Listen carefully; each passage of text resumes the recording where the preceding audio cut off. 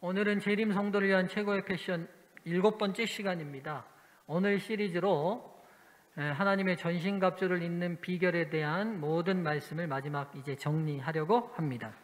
7주간 우리가 함께 달려왔는데요.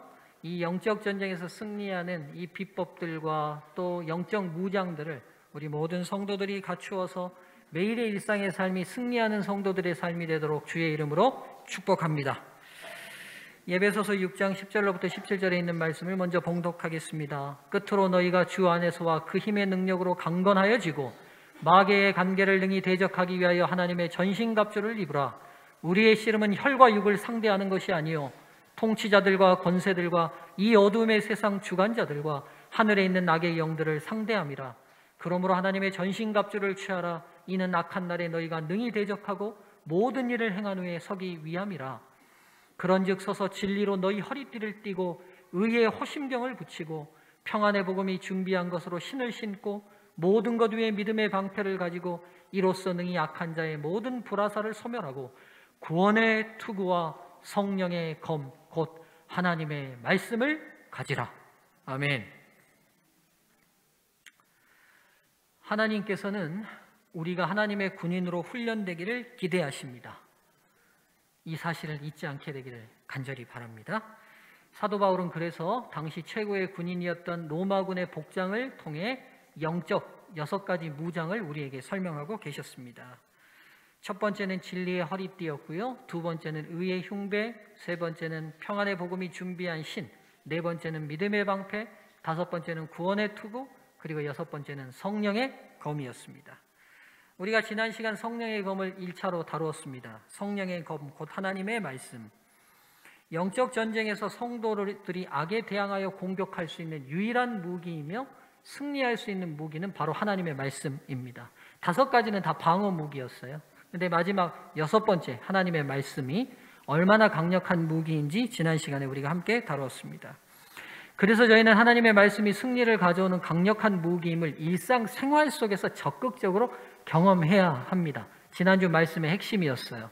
우리의 일상 삶 속에서 만나는 모든 영적 전쟁에서 승리하는, 악을 대하는 자세와 악을 대하여 승리하는 방법이 하나님의 말씀이어야 된다고, 그것이 수없이 많이 우리의 삶 가운데 경험돼야 된다고 말씀드렸습니다. 오늘 이 시간에는 이제 이 성령의 검, 하나님의 말씀을 좀 더 깊이 좀 살펴보겠습니다.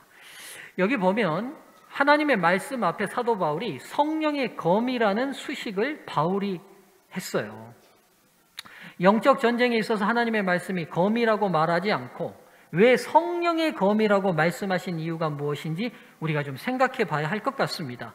하나님의 말씀이 단순히 우리가 영적 전쟁에서 싸우는 검이다 라고 말씀하지 아니하시고 그 앞에 성령의 검, 곧 하나님의 말씀이라고 이 문장을 수식하고 있어요.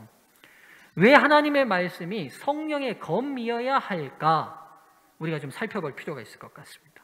왜 하나님의 말씀 앞에 성령의 검이라는 수식을 하셨을지 우리가 좀 생각해 보면 좋겠고, 오늘 말씀의 초점을 여기다 맞추겠습니다. 왜 하나님의 말씀이 성령의 검이어야 할까? 우리 옆분들하고 오랜만에 토의 한번 하겠습니다. 왜 바울이 하나님의 말씀 앞에 성령의 검이라는 수식을 두셨을까? 옆분들과 1분 동안 이유가 뭔지 나는 이렇게 생각한다. 함께 좀 나눠보겠습니다. 예, 토의 시간 오랜만에 들으니까 또 말똥말똥 저를 쳐다보고 계시는데 저 보지 마시고 옆분들하고 얘기를 나누십시오.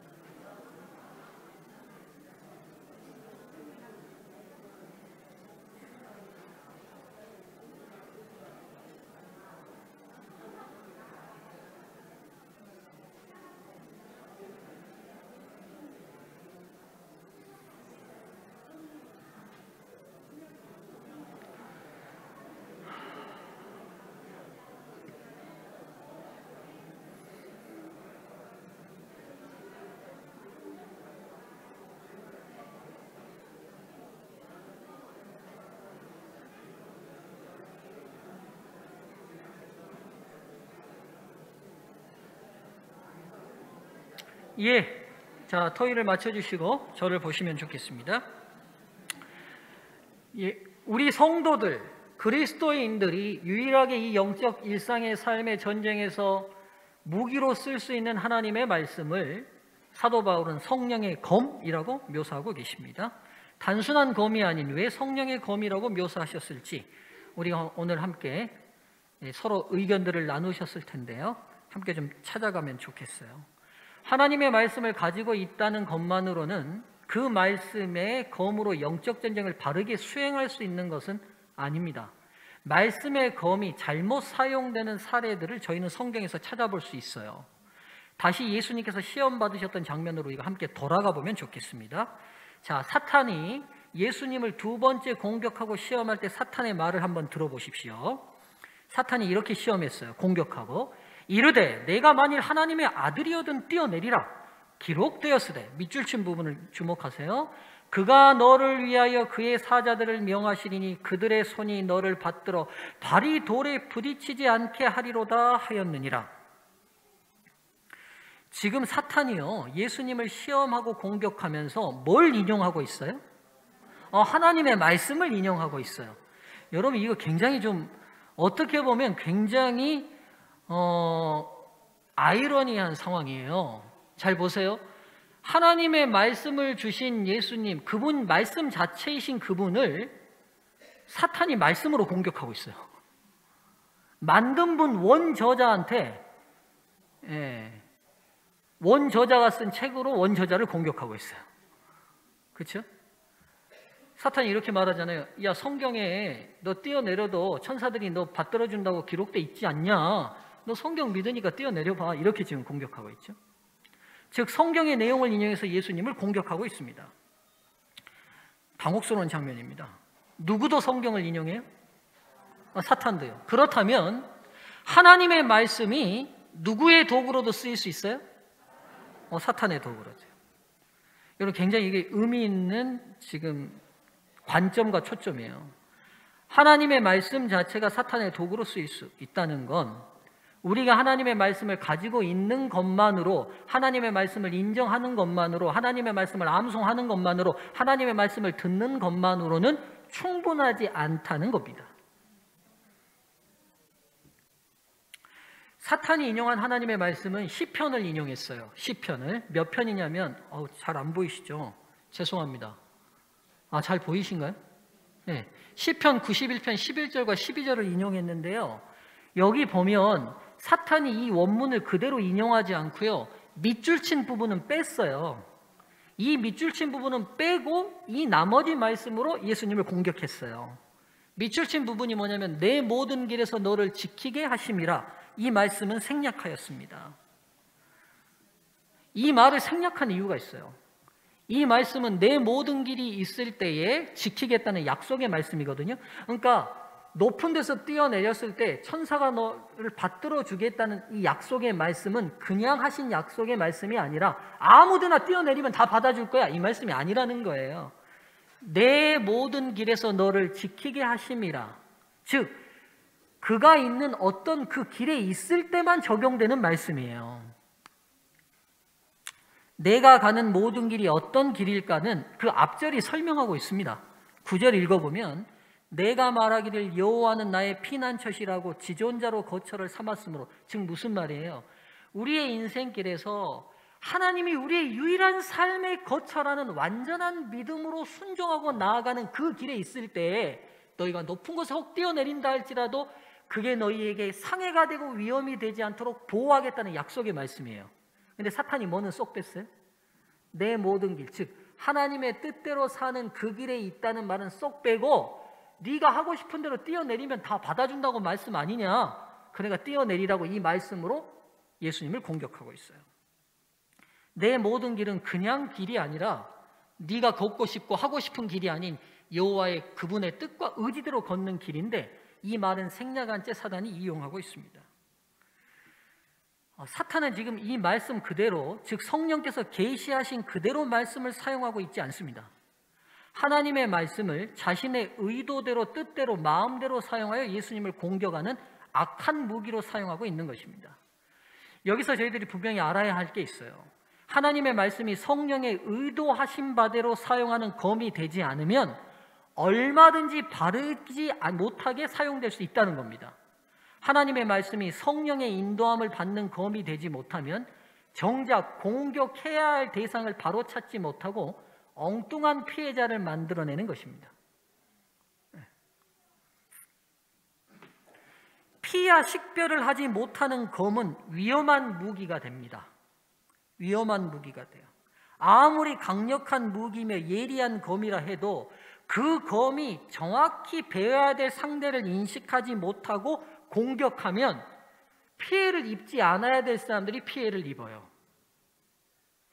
이거 지금 우리의 일상의 삶과 신앙생활 안에서 자주 일어났던 참사 중에 여러 사례들이 있어요.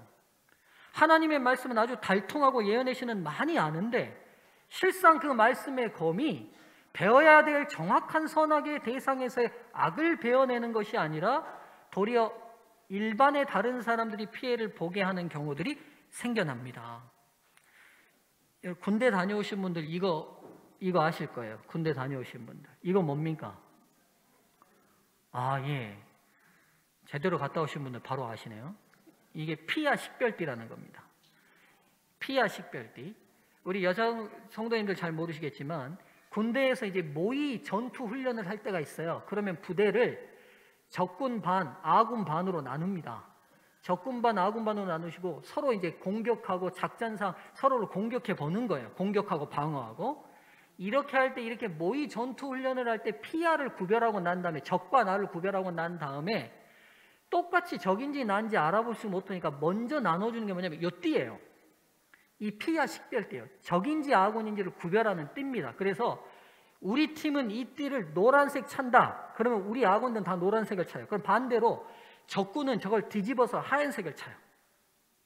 그래서 이게 내가 진짜 공격해야 될 대상이 누구이며 방어해야 될 대상이 누군지를 구별해내는 띠입니다.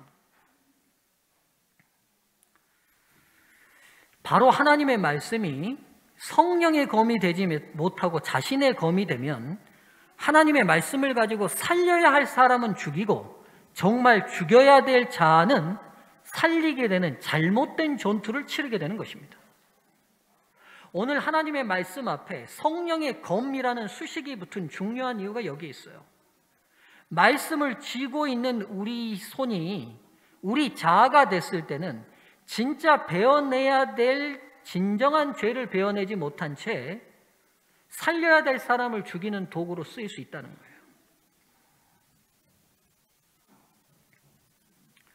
이런 잘못된 전투를 바로잡은 성경의 한 인물을 소개하고자 합니다. 이 사진을 보면 이 인물이 누군지 바로 아실 거예요. 누군 것 같습니까? 여자가 목욕을 하고 있는데 그걸 이렇게 보고 있어요. 누굽니까? 다윗입니다. 다윗이에요. 다윗은 아주 진실된 마음으로 하나님을 사랑했던 진정한 신앙인이었지만 그런 그도 그의 인생의 삶 가운데서 영적 전쟁에서 패배했던 쓰라린 경험이 있었어요.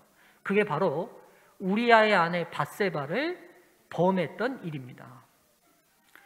이 간음 사건이 있고 난 다음에 하나님께서는 다윗을 바로잡기 위해서 나단 선지자를 보내십니다. 그리고 이 나단 선지자를 통해서 다윗이 어떻게 잘못하고 있는지를 한 이야기를 통해 들려주세요.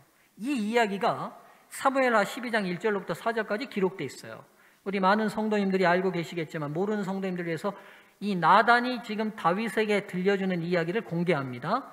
여호와께서 나단을 다윗에게 보내시니 그가 다윗에게 가서 그에게 이르되 한 성읍에 두 사람이 있는데 한 사람은 부하고 한 사람은 가난하니 그 부한 사람은 양과 소가 힘이 많으나 가난한 사람은 아무것도 없고 자기가 사서 기르는 작은 암양 새끼 한 마리뿐이라. 그 암양 새끼는 그와 그의 자식과 함께 자라며 그가 먹는 것을 먹으며 그의 잔으로 마시며 그의 품에 누움으로 그에게는 딸처럼 되었거늘 어떤 행인이 그 부자에게 오매 부자가 자기에게 온 행인을 위하여 자기의 양과 소를 아껴 잡지 아니하고 가난한 사람의 양 새끼를 빼앗아다가 자기에게 온 사람을 위하여 잡았나이다 하니 이제 이야기의 스토리를 아시겠죠. 나단이 왕이시여, 이런 사람이 있다고 합니다. 양소 엄청 많은 부자가 그 옆에 양 새끼를 딸처럼 여기고 키우고 그거 한 마리밖에 없는 가난한 사람을 양 뺏어다가 자기 손님 대접해 버렸다고 합니다. 이 이야기를 듣고 난 다음에 다윗의 반응을 저희가 잘 알아요. 다윗이 뭐라고 얘기하는지 보십시오. 다윗이 그 사람으로 말미암아 노하여 나단에게 이르되, 화를 엄청 내면서 나단에게 말해요. 여호와의 살아계심을 두고 맹세하노니. 이스라엘 사람들이 분명히 행할 일들을 말할 때 앞에 꼭 이렇게 하는 말이 있어요. 이것만은 꼭 한다. 여호와의 살아계심을 두고 맹세하노니. 이렇게 말하거든요. 이 일을 행한 그 사람은 마땅히 죽을 자라. 그 양 한 마리 뺏어왔다고 죽여버리면 되겠어요. 그러니까 얼마나 다윗이 화가 나는지를 알 수 있어요. 그가 불쌍히 여기지 아니하고 이런 일을 행하였으니 그 양 새끼를 4배나 갚아주어야 한지라. 여기서 주목해야 될 말이 이 말이에요. 양 새끼 한 마리를 뺏어왔는데 지금 다윗이 몇 마리로 갚아줘야 된대요? 4마리로요. 여기서 다윗이 왜 양의 새끼를 4배로 갚아야 한다고 했을까요? 왜요? 그냥 화가 나서? 다윗이 단순히 자기 기준대로 말한 걸까요? 아니에요. 율법, 즉 하나님의 말씀에 이 기준이 있어요. 출애굽기 22장 1절 보세요. 사람이 소나 양을 도둑질하여 잡거나 팔면 그는 소 한 마리에 소 5마리로 갚고 양 한 마리에 양 4마리로 갚을지니라. 그러니까 지금 다윗은 정확히 하나님의 말씀의 율법이 양을 남의 걸 훔친 사람은 몇 배로 갚아야 되는지를 정확히 알고 있는 거예요. 그러니까 다윗이 감정적으로 말한 게 아니라 율법의 정통된 지식대로 지금 말하고 있는 거예요. 다윗은 하나님의 말씀을 내용을 정확히 알고 있으며 율법에 정통하다는 걸 알 수 있습니다. 그는 하나님의 말씀을 분명히 알고 가지고 있어요. 그런데 그가 가진 하나님의 말씀이 성령의 검으로 활용되고 있지는 않는 것 같습니다. 무슨 말씀인지 이해되세요? 정작 이 말씀의 검을 적용해서 베고 찌르고 잘라야 할 대상이 누구이며 무엇인지 모르고 있지 않습니까? 여러분 어떠세요? 정작 이 율법의 말씀이 적용돼야 될 사람이 누구예요? 다윗 본인 자신이에요. 근데 지금 이 율법의 말씀이 적용되고 베고 찌르고 잘라내야 될 자신을 보지 못한 채 다른 사람에게 화내고 적용하고 있어요. 나단은 사무엘하 12장 7절에서 이 말씀의 검이 향해야 될 대상이 누구인지 바로 잡아줍니다. 나단이 다윗에게 이르되 당신이 그 사람이라. 다윗이 화내고 4배나 갚아야 된다는 율법의 말씀의 칼날을 적용하자 그 칼날이 향해야 될 대상이 그 사람이 아니라 바로 당신입니다 라고 바로 잡아요. 훔친 물건의 4배를 갚아줘야 한다는 말씀이 적용돼야 될 대상이 다른 사람이 아니라 바로 다윗 자신이었던 것입니다. 다윗이 비록 하나님의 말씀을 정확하게 알고 있었지만 그 말씀을 바로 적용해야 될 다른 대상이 누구인지는 깨닫지 못하고 있었습니다. 그렇죠? 여러분, 이게 중요한 부분인 것 같아요. 우리가 하나님의 말씀을 아무리 사랑하고 아무리 좋아하고 아무리 많이 알고 아무리 암송해도 이게 성령의 손에 들려있는 하나님의 말씀이 아니면 다윗과 같은 우를 범하게 되는 것 같아요. 그리고 다른 사람의 명을 적용하고 그 사람이 그렇게 하지 않는 것에 화를 내고 있어요. 다윗이 지금 그렇게 하고 있잖아요. 그렇죠? 화를 내고 그 사람 죽여버려야 된다고 그러고 막 4배나 갚아야 된다고 그러고 막 이렇게 하고 있어요. 근데 나단이 즉시 당신이 그 예리하게 갈아서 적용하고 있는 그 말씀의 칼은 방향이 틀렸습니다. 적용을 잘못하고 있습니다. 대상을 잘못 잡았습니다. 라고 지적하고 있어요. 바로 이런 상황이 말씀의 검을 가지고 있지만 그 말씀의 검이 성령의 검으로 사용되지 못하는 경우라 할 수 있지 않을까요? 여러분 어떻습니까? 제가 이제 이 말씀 마지막 왜 말씀을 성령의 검이라고 하셨을까를 깊이 고민하고 기도하는 중에 제가 요즘 아침마다 속독 성경으로 성경 전체를 읽고 있거든요.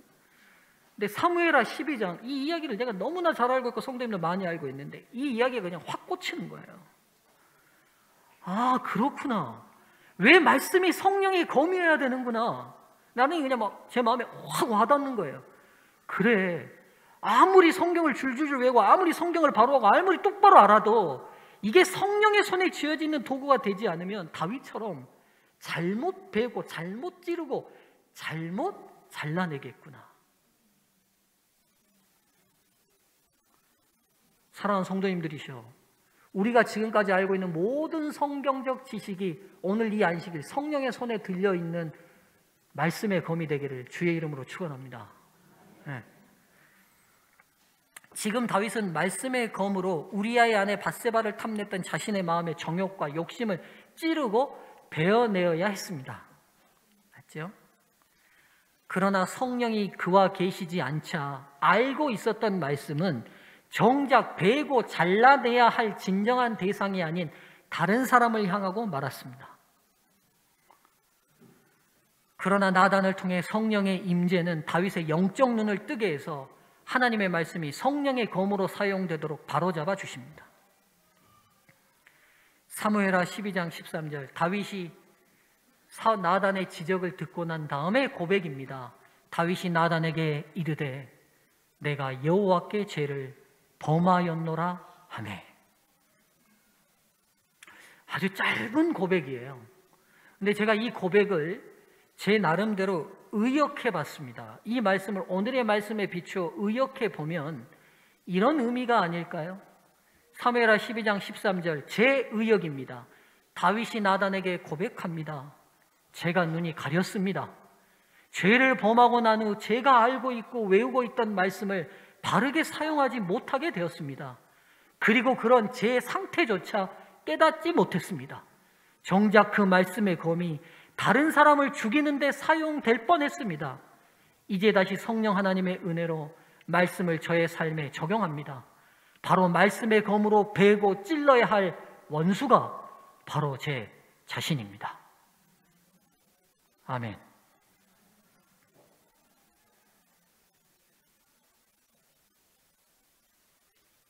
오늘 서중환교회가 이런 성도들로 성숙된 교회가 되기를 주의 이름으로 축원합니다. 그러기에 저희에게 성령 하나님의 임재하심과 동행하심이 너무나 중요한 문제입니다. 성도님들이시여, 기도마다 순간순간 성령을 계속 초청하시기를 간절히 바랍니다.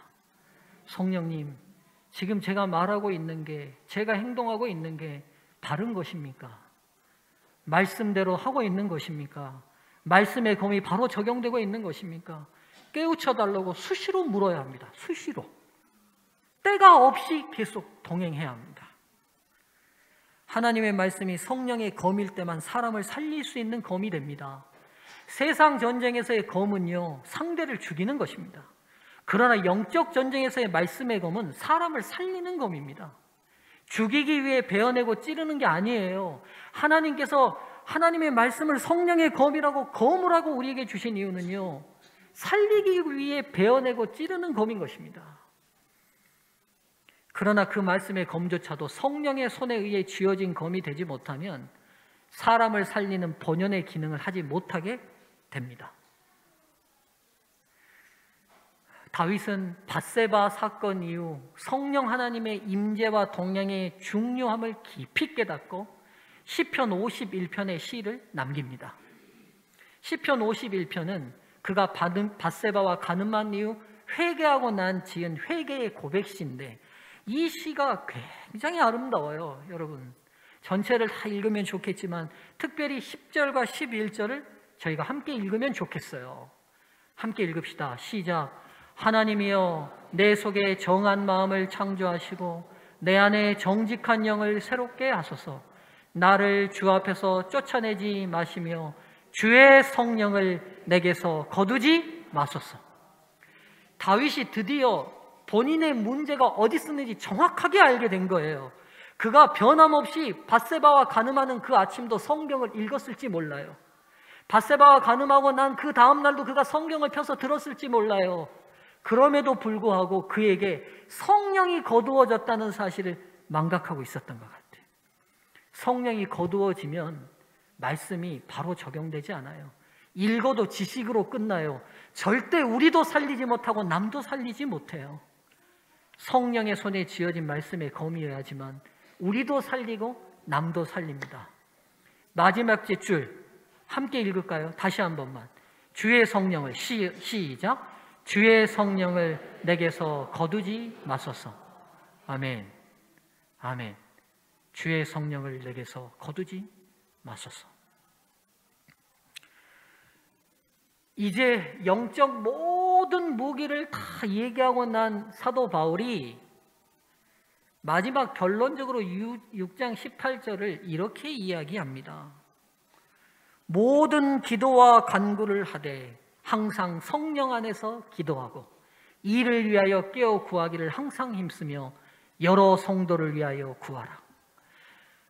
진리의 허리띠, 의의 흉배, 평안의 복음에 준비한 신, 믿음의 방패, 구원의 투구, 성령의 검, 이 모든 영적 전쟁을 승리할 수 있는 모든 무기는 항상 성령을 간구하는 사람들에게 임하는 은혜입니다. 사랑하는 소중한 성도들이시여, 우리의 삶이 성령을 간절히 간구하는 성도들의 삶이면 좋겠습니다.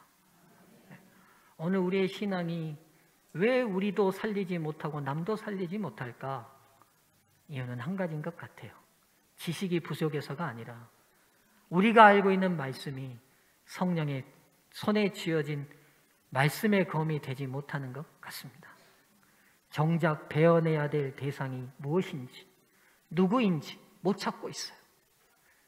우리 안에 이기심, 우리 안에 욕심, 우리 안에 교만이 말씀으로 베어져서 우리를 살려야 하는데 정작 그 검이 누구를 정죄하고 죽이는 검으로 사용되고 있지는 않습니까? 항상 성령 안에서 기도하고 깨어 구합시다. 우리의 기도를 하나님이 들으시리라 확신합니다. 말씀을 마치겠습니다.